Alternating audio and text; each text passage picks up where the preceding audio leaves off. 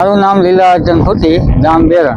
તો તમે લોકો આવ્યા, તમે જોવો ચારે બાજુ પાણી ભર્યા, ખેડૂતનો પાક નિષ્ફળ છે અત્યારે.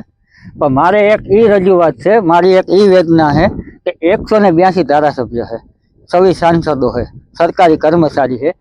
અત્યારે કોઈ એમ નથી કીધું કે અમે અમારો અડધો પગાર ખેડૂતોને આપીએ.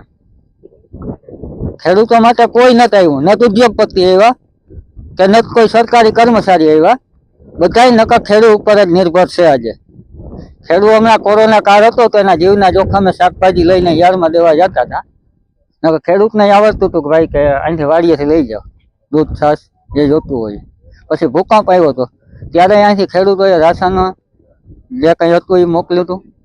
તો ખેડૂતોની કોઈ વેદના સમજતું જ નથી. ખેડૂતો જાય ક્યાં? ખેડૂતો જાય ક્યાં? એમ મારી રજૂઆત છે બધાને, સરકારી કર્મચારીઓને બધાને રજૂઆત છે. આજે સરકારી કર્મચારીઓને પગાર 2-2 લાખ છે, ખેડૂતોને પાસે શું છે? આજ 15 થી 20 હજાર રૂપિયા ખર્ચો છે ખેડૂતનો વીઘા દીઠ વાવવાનો. મજૂરી 700 રૂપિયા છે અત્યારે. ખેડૂતોને વધે શું? ખેડૂતો કરે શું?